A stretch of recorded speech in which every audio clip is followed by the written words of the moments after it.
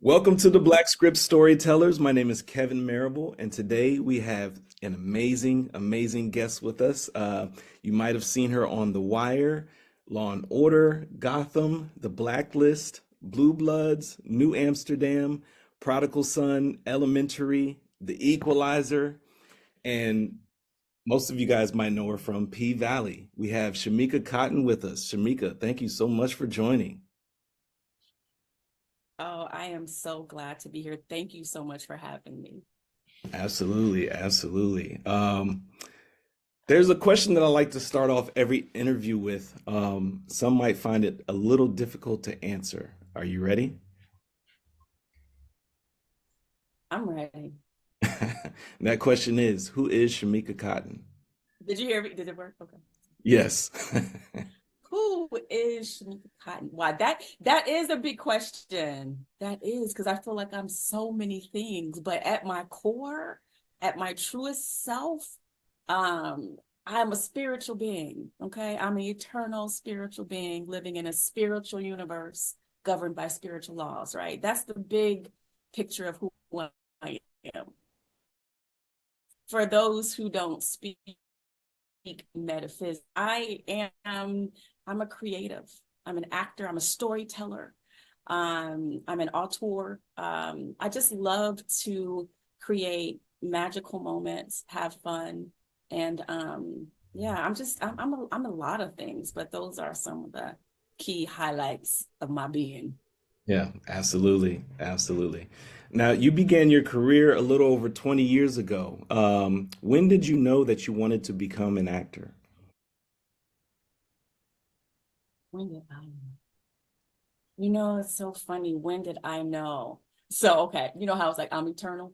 So I'll tell you a quick story that I've never really told anyone, but I'll share it with you for the first time, right? Right. So, funny story. My mother, right? Um, she almost named me Dominique Danielle. My middle name is Danielle. My auntie decided to change it to Shamika. She said Shamika Danielle, but I was almost Dominique Danielle. And so I asked my mom, well, what was behind the name Dominique Danielle? Hmm. And so she said, there was this film that I watched, and I don't remember the name of it, but there was this actress, and her name was Dominique Danielle, and she was so great in this film. And so I named you after her. And I was like, oh, okay. I was going to name you after her. And so I was like, okay. So she told me this probably about maybe about 5 or 7 years ago. Like I always knew about the potential for Dominique, but I never knew the story about how she came up with that name. Right. And so it was during the pandemic. I was having a conversation with my mom, and I was like, can you tell me the story again? Like, what movie was this? And so she's like, I don't remember the name of it. So I started Googling, okay, who is this Black actress, right? Because I'm trying to figure out, I'm named after this famous actor, right? I am now this actor who's named after this really great Black actress. So I'm looking up Dominique Danielle. I'm finding nothing at all. So I'm like, what was she talking about? So I keep Googling and I find this movie from 1972 called Sisters by Brian De Palma. It's like an old like thriller suspense. It's got Margot Kidder in it, right? Uh-huh. And so Margot is a twin. Do you know the film No, Sisters? I'm not familiar with. Okay, no, it's okay. So Margot is a twin, okay? And one is named Dominique and one is named Danielle, right? But my mom swore that there was an actor in this film, this Black actress that was doing so great. So I said, okay, let me see. Maybe her name wasn't Dominique Danielle, but maybe who is this Black actress that was in this film? Do you know there is not one Black female actress in this film? Wow. I am convinced that my mother had a vision that I came to her before I was born and told her that I'm going to be an actor. Wow. I'm convinced that that's what it was. So she, like, even before I was born, so she gave birth to not a twin, but a Gemini. So I believe that she had like this vision. Okay, do you see where I'm going with this? Yeah. And so I believe before I came here, I knew, and then I forgot. Mm, She tells a story that when I was about 2 or 3 years old, though, that I told her I was going to be a movie star. Now, this is before I even told her about, like, when I told her the connection that I found with doing the research about the movie, she had no idea what, she was like, really? I was like, yeah, mom, there was no actor in there. So this was before my time. And so she had no idea, but she did tell me that when I was about 2 or 3, I told her that I'm a movie star. But even still, I didn't know. I mhm. didn't, I didn't, I didn't remember that I said that. She told me. And so it wasn't until like, I guess when I started going to the performing arts school in Cincinnati, but even still, I just decided that I liked to be an artist. I wanted to be on stage and do theater and to sing and dance and act. But yeah, I've known since forever, but I don't think I really remembered until I was about in the 5th grade when I went to performing arts school. And even then, I didn't know it was going to be my career. I Wow. didn't know that I could have a career as an actor, Mm. which is a whole nother story. But yeah, so, and then I came to New York about 25 years ago. So it's been this remembering, so to speak, Yeah. of who I am. Yeah. Oh, Yeah. absolutely. You went to school for Yeah. acting. Let's talk a little bit about growing up in Cincinnati, Ohio. Was there a big market for actors in Cincinnati, Ohio? First of all, no, there wasn't. First of all, it's Cincinnati. It's Cincinnati, Ohio. Which I feel like is kind of like a world of its own. It's kind of like it's the Midwest, Mm, right?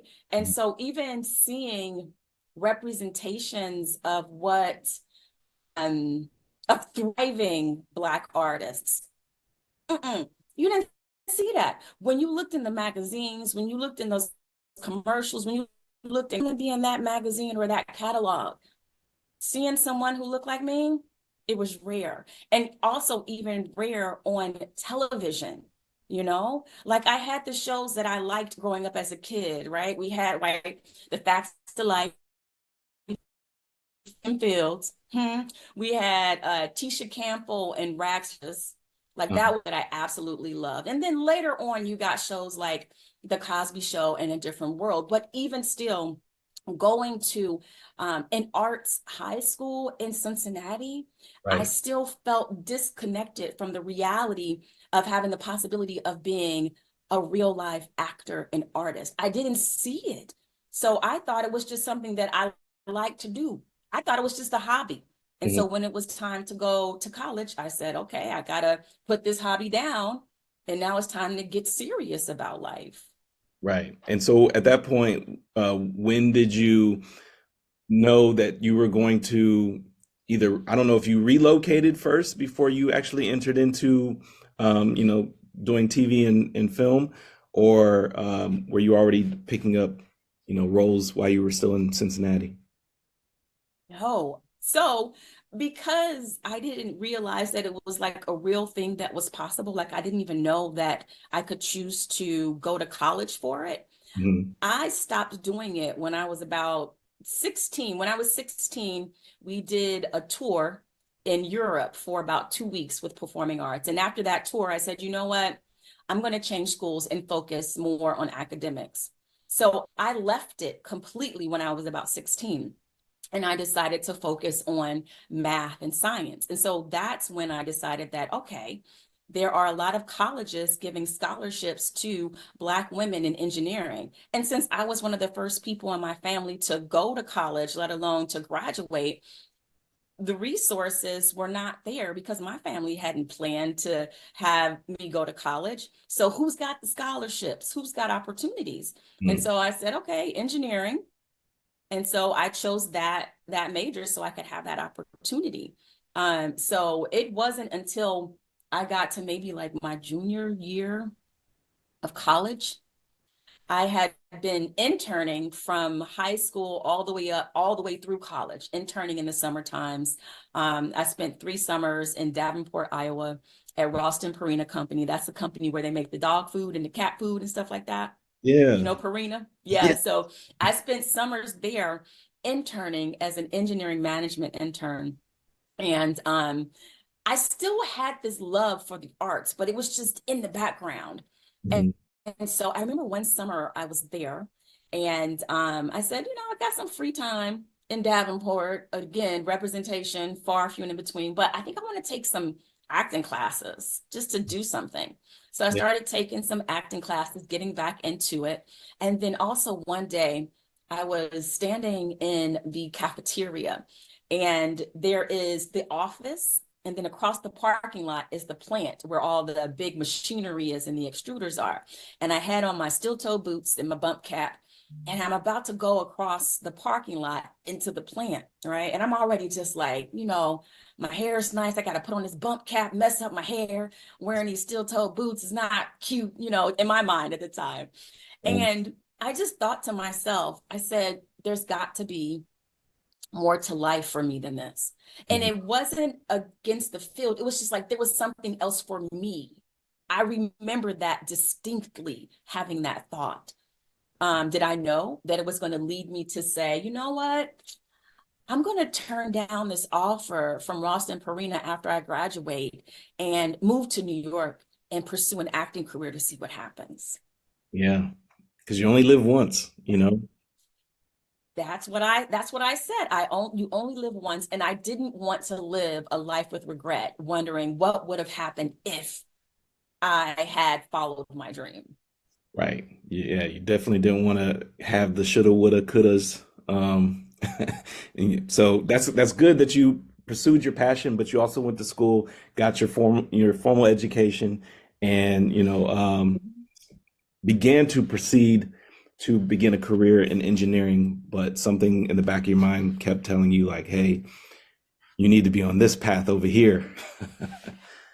Um, So I mentioned them earlier, but you've starred on many hit shows such as The Wire, Law and Order SVU, Law and Order Criminal Intent, Blue Bloods, Mhm, The Good Fight, New Amsterdam, mhm. The Equalizer, and many, many more, including P Valley. What goes through your mind when I list off those shows? The just the fact that you've had this incredible run being on all of these shows. It moves me Yeah. because I say, look at what God has done. Absolutely. I remember, and I moved because I remember when I came here, um, I knew I had my engineering degree, but I wanted to be taken serious as an actor.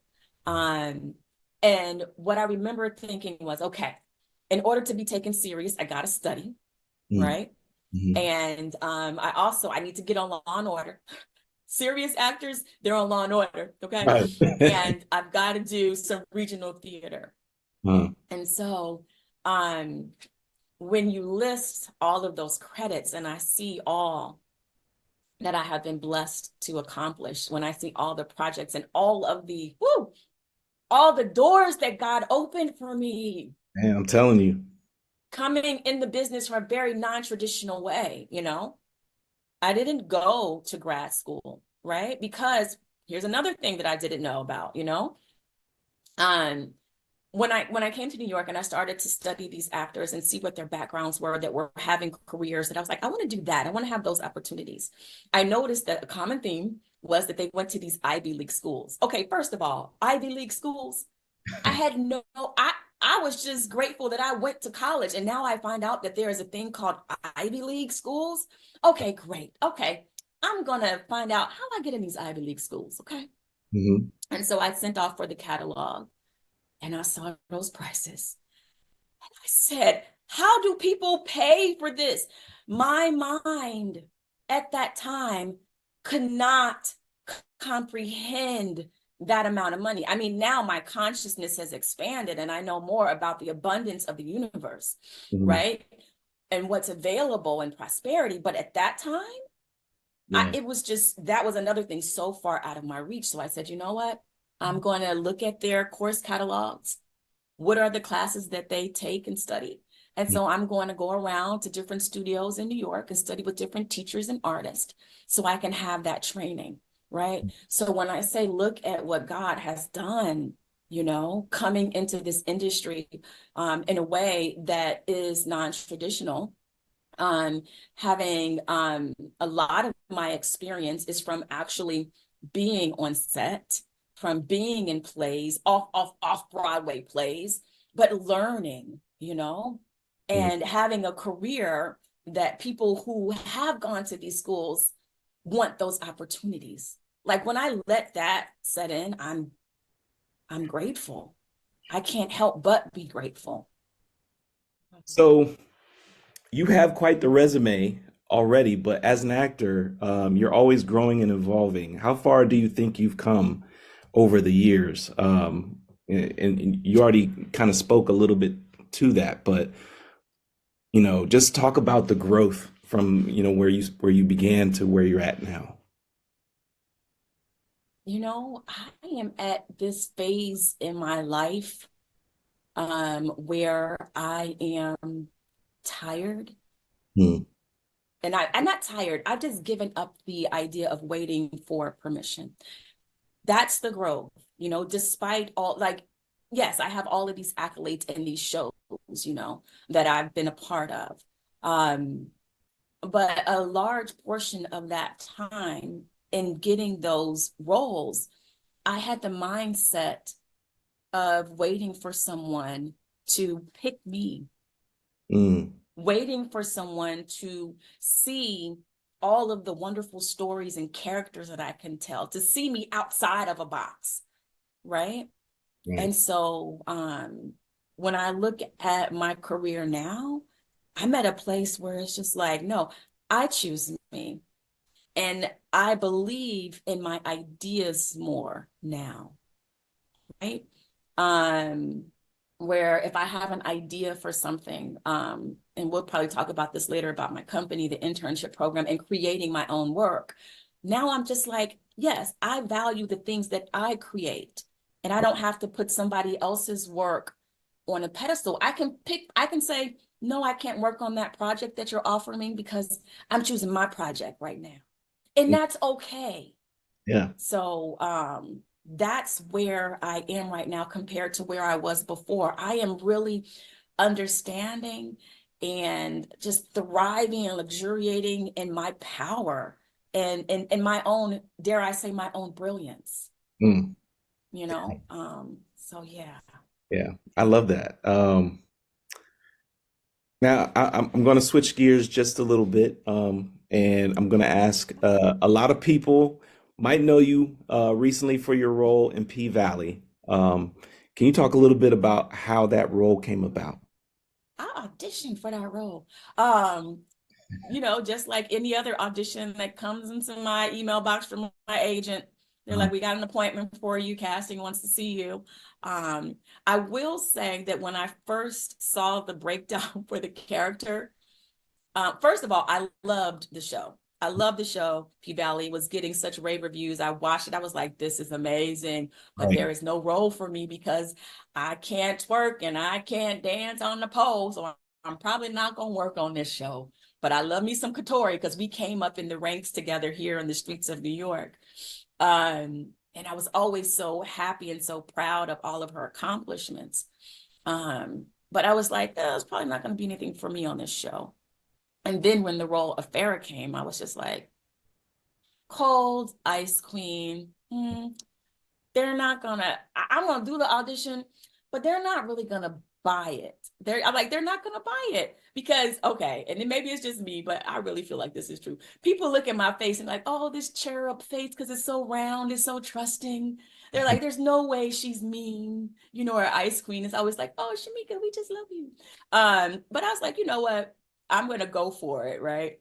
And so I auditioned and I sent my tape in and I didn't hear anything for a month. So I figured that I didn't get it. And Yeah. usually when I do an audition, I do it and then I let it go and I move on because I always have something else that I'm doing. At the time, I was doing a show off Broadway called Seven Deadly Sins. It's one of the first shows to be produced right after the pandemic. It was amazing. We won actually a Drama Desk Award for Seven Deadly Sins for Best Theatrical Experience of the Year, Wow. directed by Moises Kaufman. So I was busy, I was working, right? So I was like, okay. And then also around that time, I think I was either auditioning for The Equalizer or I was filming it. So it's just another thing that came into my email box. I auditioned, I submitted, didn't hear anything. A month later, I get a call. We have a producer session for you in 2 days. For what? Mm. For P Valley. I was like, that I thought that was long gone. So I said, okay, all right. So they bought it. All right. And so I had the Zoom producer session Mm. with Katori and Patrick. And I believe that I'm trying to remember who else was on that call. So I did the Zoom session and it was amazing. I felt good. But there's this thing that you do at least that I do sometimes. It's like, it feels good, but then you have this little doubt, like maybe it wasn't as good as I thought. But I know I did a good job. Right. And then I didn't hear nothing. So I was just like, Mm. it just wasn't the role for me. It just, but I know that I represented well. Right. And then another month goes by. My manager and agent called and like, we want to talk to you. We're going to call you right back. We got to get everybody on the phone. And I'm just like, what is going on right now? Mm. And that's when they told me that I had booked Wow. Pharaoh, but it was always like a month in between. Like, what was they doing? What was Yeah, they doing? I had totally surrendered and just like, I guess it wasn't for me, but I guess it was. absolutely. Did you feel like you had won when you got the initial call back? A lot of times, you get advice as actors to say, the win is the callback. Did you feel at that moment that you had won, or once were speaking to Katori, and the other producers, did you know that, something's about to happen here, or you just the whole time you weren't sure until you received the call? You know what it was? It's not necessarily an I have one feeling, but understanding that it feels good that my work has landed in a way and been acknowledged in a way that they want to see me do more, Yeah, right? So just really reveling in that experience as yeah, opposed to like, okay, is the booking coming? No, just being really grateful, like, wow, they want to see me again. That is, I guess you could say that is the win, that my work has landed and they appreciated it. yeah, absolutely, absolutely. Did you get a chance to work directly with Katori? Did you meet her in person? I know a lot of times when you're the creator or slash the writer of the show, they're not always on set, for filming. Were you able to actually connect with her?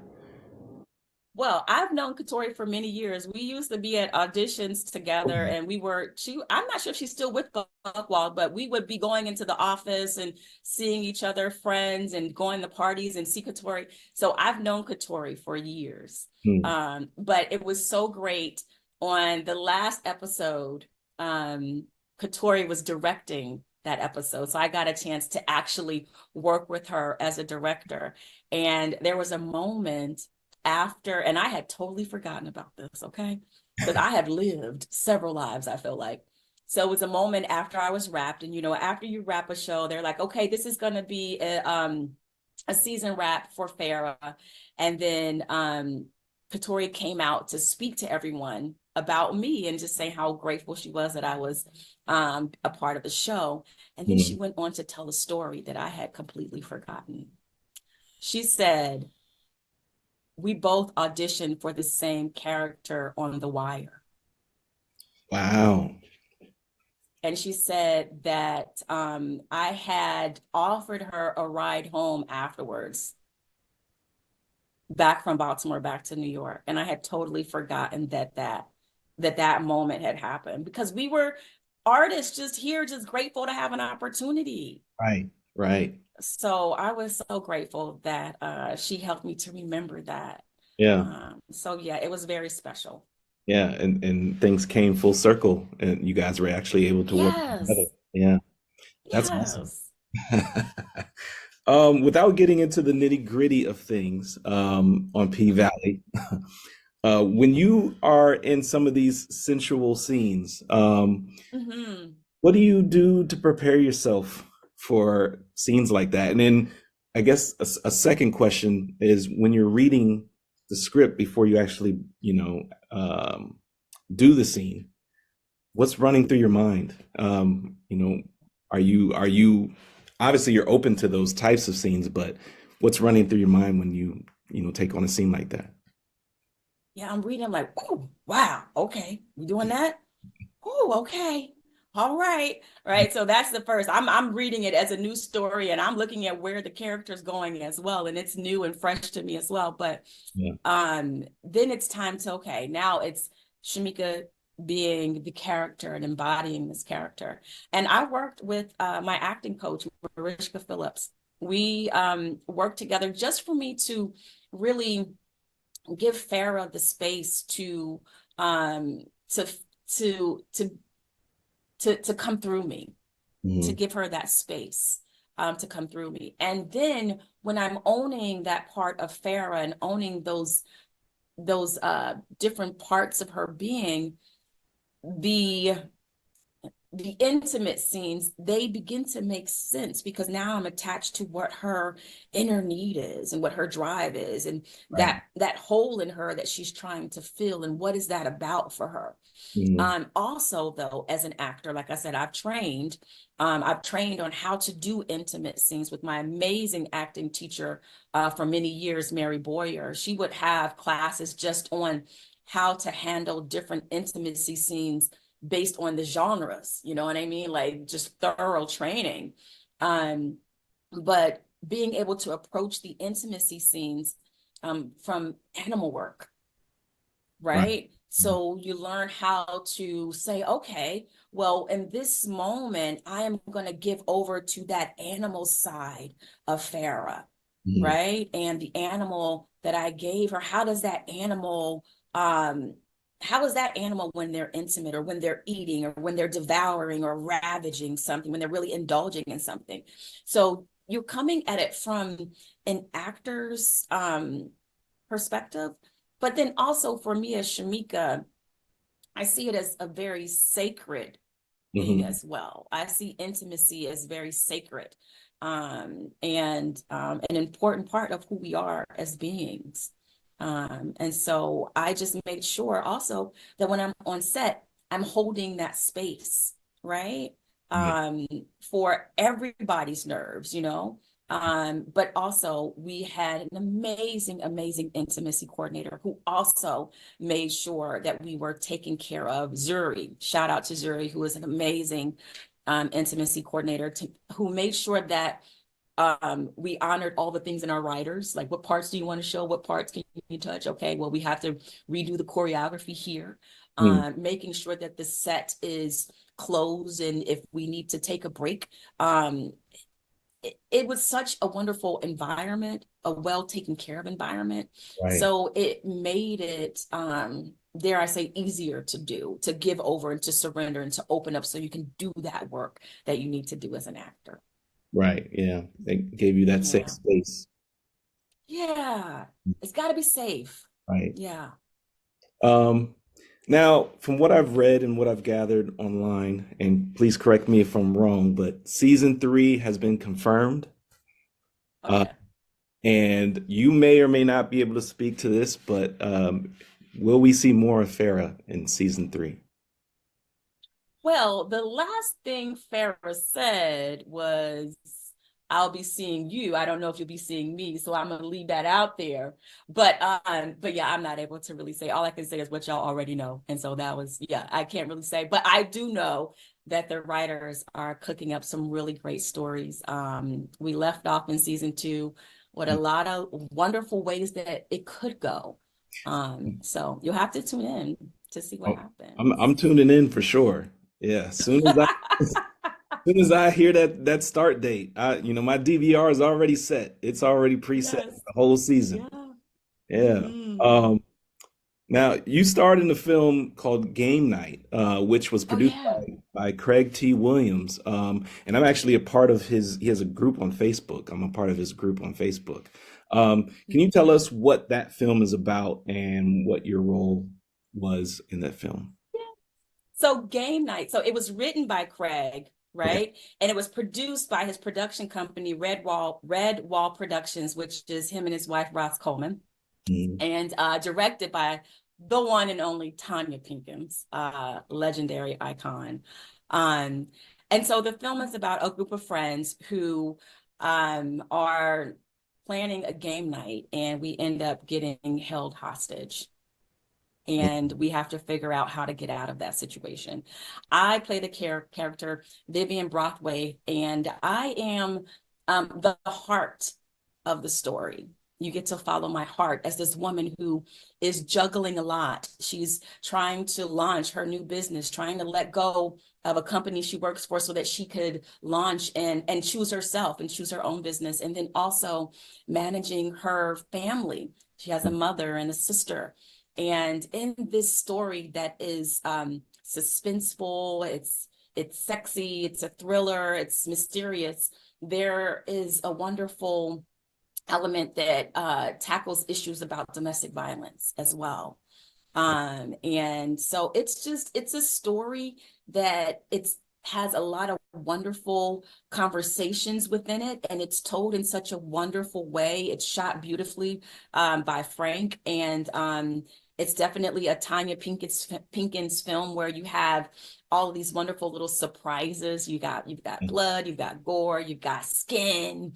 She always puts all of that wonderful, delicious storytelling elements in her projects. So yeah, it was a really fun film to be a part of. We shot it in 8 days. Wow. Yeah. Where was the movie shot at? We filmed it predominantly in New York. We had a couple locations in New Jersey. Okay. Okay. Yeah. Um, and had you worked with Craig before? Was this your first time working with Craig? Oh, this was my first time working with Craig, but I've known Craig and Roz for many years. Like when I first came to New York, being a fan of Roz as an actor, always been a fan of her work. And Craig would always have these wonderful projects that he'd be casting, and also being a writer, I'd also follow him and see what kind of lessons he would give on being a screenwriter. But this was my first time being able to work with them. So that was a dream. That was an absolute dream. Yeah. I'm curious to see an actual project from Craig. I've taken a couple of his courses, attended a couple of his webinars through his group. He seems like a really great guy. Um, to my understanding, this film is not out yet. I think it's in post-production, or is it already available? We just had a wonderful premiere at the Pan African Film Festival. Oh, okay. Okay. Yeah, How did that it turn out? it was wonderful. It was so great to see the finished product on the big screen. It was well received. Just it was just beautiful how it all came together. Mhm. But yeah, it was a good time. And next up, though, is that there's already talks about distribution and finding out where it's going to land. But Wow. speaking with Tanya, I don't think it's going to do any more festivals because, and this was something that I learned, when you show your films at festival, you're losing money, Really? potential money. Yeah, because people are already paying to see it at the festival. That's money you could be getting if you're putting it out on a platform. Now folks are going to pay you for it. You see what I mean? Hey, okay. I I understand. didn't think about it like that. Yeah. But I know a lot of times especially when you're an independent filmmaker, I feel like the only route is to go through these film festivals, in order to gain traction and get the eyes on it and to get people talking about it. I think that that is definitely one way. It's one of the more traditional ways, and definitely a traditional way of the past. As we know, the landscape and the business model for making films and making art and getting it out there has changed completely, Right. right? And Right. so yeah, no, they are the executive producers already are in talks about where who's going to buy it and where it's going to land. So you don't always have to do a festival. If your film doesn't get picked up in the festival, Yeah. there are other networks that will buy it from you. So be encouraged. Right. Right. Yeah. Recently I read there was an article about Sundance. There was a project that premiered at Sundance and actually scored a $17 million deal while it was being played there. I mean, I know that's, a rarity and few and far in between, but that's why I was under the impression that you still had to, do these film festivals in order to get your project out there. But as you said, with technology and new ways of doing things, you don't necessarily have to do that anymore. You can go straight to consumer and build up your audience that way. Yeah. Mhm. Um, so you're also in a short film called Greenhouses. Can you talk a little bit about Yeah. So greenhouses, how did you find out about greenhouses? I'm curious. that? I did a little homework, but The homework? I believe it was either on your social media or it was Yeah. through IMDb. I can't remember which one, but It's I on my social media. okay, And yeah. I'm just tickled. I'm tickled because yes, I was in greenhouses. Greenhouses came from my interns. That was one of their projects. And so I started an internship program, right? And so last year, I gave them the assignment to choose a poem by Nayyirah Waheed. I had stumbled across her book of poetry called Salt, and I loved it. It really landed for me. And I wanted to be able to speak those words to bring them to life and to engage with them in a different way. And so I said, hey, interns, my short filmmaking interns and my screenwriting interns, read this book, Salt, find a poem in here, and then the poem you pick, create a story around the poem. And then once you write the script, so I'm helping you write the script and formatting and all these different things as their mentor. And now let's shoot it. And so that is what we did. We had two films that we showcased actually a couple weeks ago.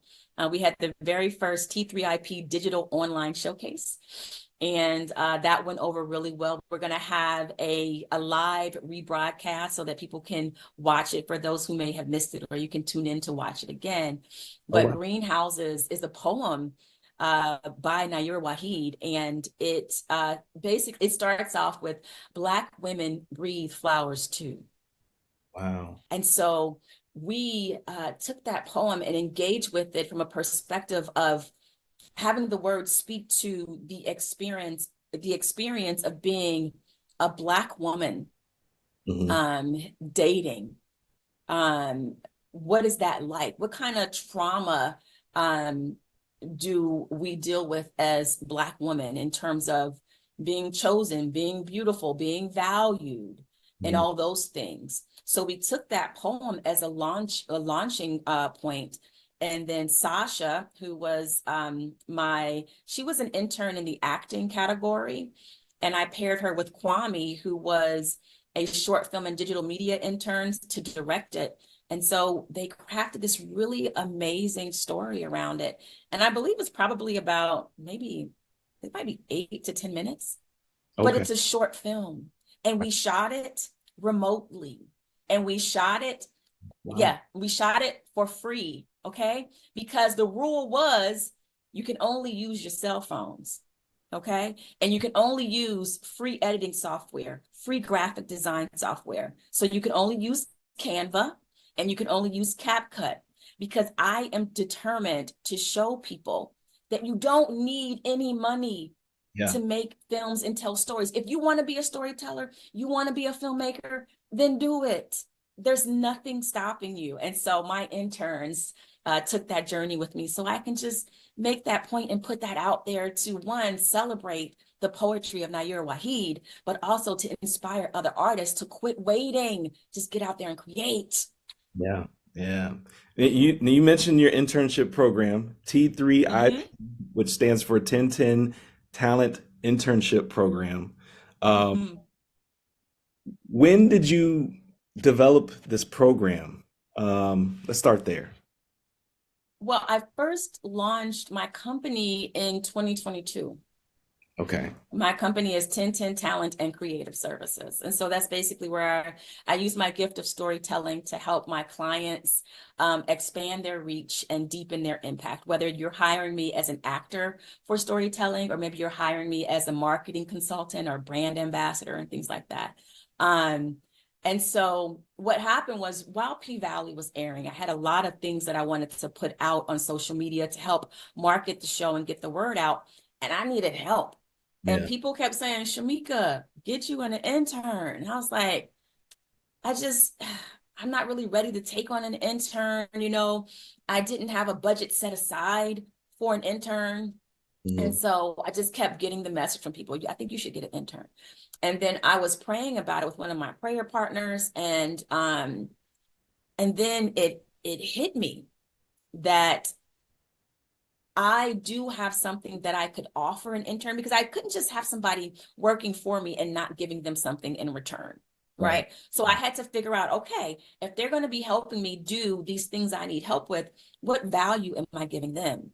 And Mhm. that's when the aha moment happened, where, Shamika, you have going on 25 years of experience in the entertainment industry. You Right. have almost 25 years of experience working in marketing and finance, because I had to have day jobs while I was pursuing my acting, right? You Wow. have all this experience that people would pay top dollar to learn from you, right? You're an amazing teacher and trainer. This Mhm. is valuable. This has value. And so I said, okay, well, this is what I'll offer. And I started to list the things that I would offer. And I started to list the things that I needed help with. And I realized that, hold on, wait a minute. I have a whole program and a curriculum. Yeah. And so that's when I launched T3IP the following year. So January 2023, we had our first cycle of interns. And so now we just finished the first cohort, which was 3 cycles. And now we're just starting the second cohort, which is cycle 4. Wow. Yeah. Congratulations to you, man. You Thank you. you have some pretty major things going on with this company, the internship program. Mm. Yeah. I may want to talk to you offline. Um, Please, let's yeah, talk. I love it. because you everything that you just mentioned, is needed for the Black script. And like I said, we're an infant company right now, but we have a lot of big eyes on us, and we continue to grow every single day. But that's after this interview. But yeah, Okay, I I'm would gonna hold love you to to. it. Yeah, I would Let's love to have that talk to you conversation. more about that. About that, yeah. What are your goals with the internship long term? I Yeah. guess 'cause I know right now you, like you said, you have the cohort, and this you're going into your fourth cohort. Um, The what fourth is cycle, second fourth cohort. cycle? Fourth cycle. Sorry. Mhm. What is your long term goal for T3IP? My goal is to continue to provide opportunities to give people who want to work in the entertainment industry, whether they want to work in front of the camera, behind the camera, whether they want to do marketing, whether they want to be producers. I want to give them exposure. I want to give them access, and I want to mentor them. So as I continue to work on all these projects, one of my interns from cycle 1 was actually my assistant on game night. So as I get more opportunities, I'm able to say, come with me. Let me show you something. Let me show you how you can do this. And as a matter of fact, and I want to see more of this happening. Mhm. Unique, the intern who was my assistant. After being my assistant on game night, which also she ended up being acting in the film, because she at the time was an aspiring actor. Now I told her, no, you are an actor. Okay. You Yeah. are an actor. So she got a chance to be in the film. And then she says, oh, so this is how you make a film? Got it.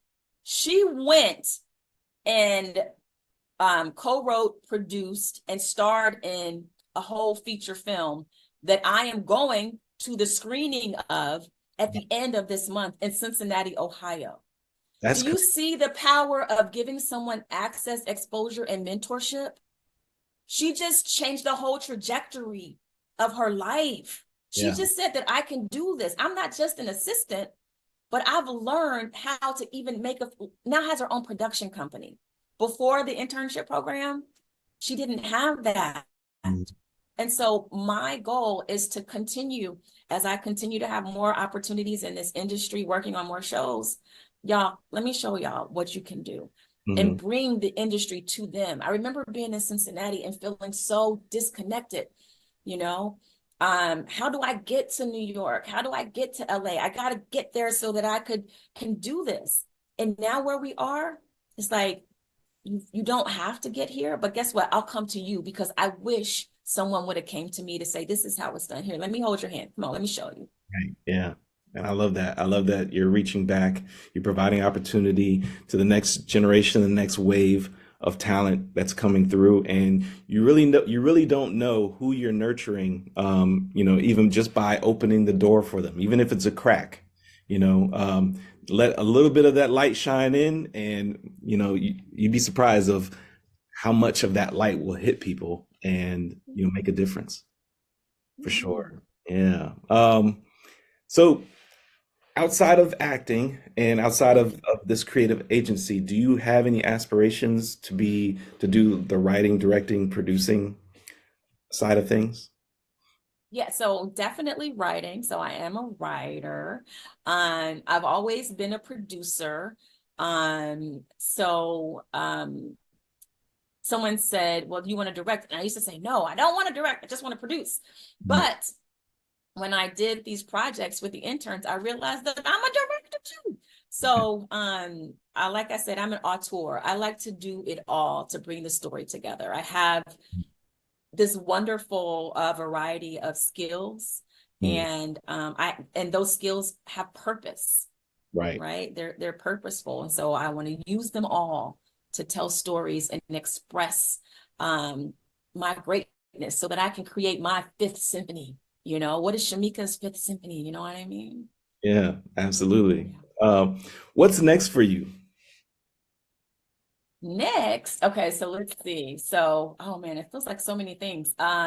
So we just started the new cohort. I have a really wonderful intern from now. I have a partnership with the School of the Future here in New York. So I have a wonderful junior in high school who is now in the program. Wow, that's So that's awesome. amazing. I'm going to, like I said, Cincinnati for the world premiere of Boundaries featuring Unique. It's going to be in Cincinnati, Ohio for that on March 30th. What else am I doing? And of course, auditioning, Mhm. definitely auditioning and waiting to see what else is going to come along, other projects. Also, I have other things that are going to be coming out this year that I can't really say what, but when it comes out, I'll be like, remember that thing? Okay, Right. this is it. Yeah, And that thing is also attached to how I got the inspiration for the internship program. So I can't wait till that thing comes out and I'll tell you how it's attached to that project. okay, But cool. yeah, I'm just really focused on me creating. I'm creating new partnerships, getting new clients that I'm working with, Mhm. and creating lots of things to share on social media. But now that we've made these short films, Mhm. I can continue to make all kinds of things to share. So I don't have to wait for someone to give me permission to express my artistry and my actor and to be. So it's just a really exciting time for me and just growing my company too. So Absolutely. it's a lot. Yeah. Mhm. Well, Shamika, this is a part of the interview where I like to give my guests the final word, whether that be a piece of advice that was given to them, words of Mm. encouragement, or a quote that you like to live by. You can say all three, or you can choose any of the three. It's up to you. Oh, great. Okay. Okay, great. All right. So the motto of T3IP that I want everyone to really just grab a hold of is don't wait, create. Mm. Quit waiting for people to choose you. You choose yourself first and let everybody else catch up. So don't wait, create. You already have everything you need. You are already equipped. You are already enough. You are already talented enough. You are already tapped in enough, connected enough. Just do it. And then the other thing in terms of like internally, this quote from a spiritual teacher. Her name is the late Reverend Dr. Johnny Coleman. She is the founder of Christ Universal Temple in Chicago. Mhm. But she has this quote that really just opened my mind. And it goes, I am the thinker who thinks the thoughts that makes the things. Mm. Yeah. I am the thinker who thinks the thoughts that makes the things. We are responsible for creating our lives with our thoughts, Right. right? And so just understanding my power, taking responsibility for my power, and making sure I'm always watching my thoughts. If it's something I don't like, what you thinking about? If I don't feel good, what you thinking about? If I Mhm. want to create something, what you gonna think about so that you can create it? So yeah, that quote. Yeah. That part for sure. Oh, well, Shamika, thank you so much for your time, your knowledge and your expertise. I truly appreciate your patience as well. I really enjoyed this interview and being able to talk with you and learning a lot more about who you are as a person, and then also, everything that you've been involved in. It's been an amazing conversation, and I just wanted to say thank you. And It without has been my with that pleasure. being said, I would say Shamika Cotton, everybody. Thank you. I forgot to mention one thing though. What's up? How could I forget? Every Saturday morning, I have a show that I host. I have to do better, called the Saturday Morning Tap In. It's at 9:30 Eastern Time. It's on YouTube and Instagram and Facebook at Shamika Chronicles, where we set intentions and we also journal. So Saturday morning tap-ins with Shamika. That was actually going to be a question, but I wasn't sure if that was your show or if that was a show that you were going to be on. So that's the reason why Oh, that's a show that I created.